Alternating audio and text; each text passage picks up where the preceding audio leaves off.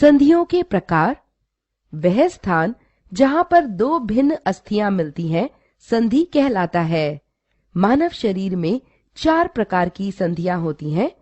अचल संधि, खोपड़ी की अस्थियां बिल्कुल नहीं हिलती डुलती हैं, वे एक ही स्थिति में अचल रहती हैं। इस प्रकार की संधियों को अचल संधि कहते हैं। धुराग्र संधि, इसमें एक अस्थि दूसरी अस्थि की धुरीनुमा सिरे के ऊपर घूमती है। खोपड़ी मेरुदंड के ऊपरी सिरे पर घूमती है। हिंज संधि, यह संधि कब्जे की भांति एक तल में ही गति करती है, जैसे दरवाजे का कब्जा घूमता है। अंगुलियों तथा पैर की अंगुलियों तथा कमोबेश घुटने की संधियां। हिंज संधियां प्रायः पर्याप्त शक्ति प्रदान करती हैं, क्योंकि इनसे संधियों पर ऐंठन का खतरा कम रहता है। कंदुक खलिका संधि, कंदुक खलिका संधि में अस्थि का एक सिरा गोल तथा गेंदनुमा होता है और यह दूसरी अस्थि के कटोरीनुमा गुहिका में धंसा हुआ होता है। यह किसी भी दिशा में स्वतंत्र रूप से घूमती है। कंधे की संधि तथा कूल्हे की संधि कलुक खलिका संधि के उदाहरण हैं।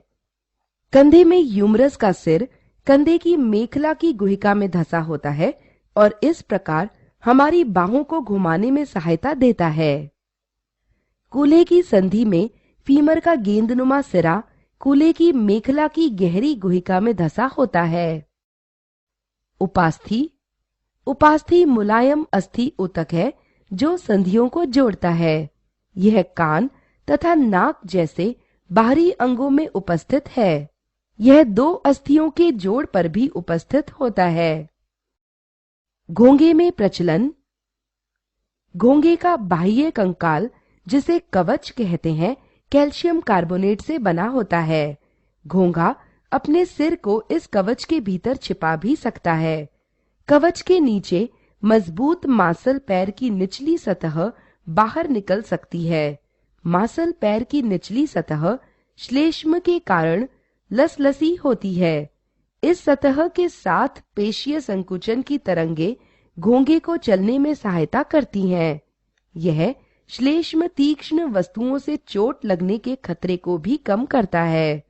यही कारण है कि घोंघा बिना चोटिल हुए ब्लेड जैसी तीक्ष्ण सतह पर भी चल सकता है।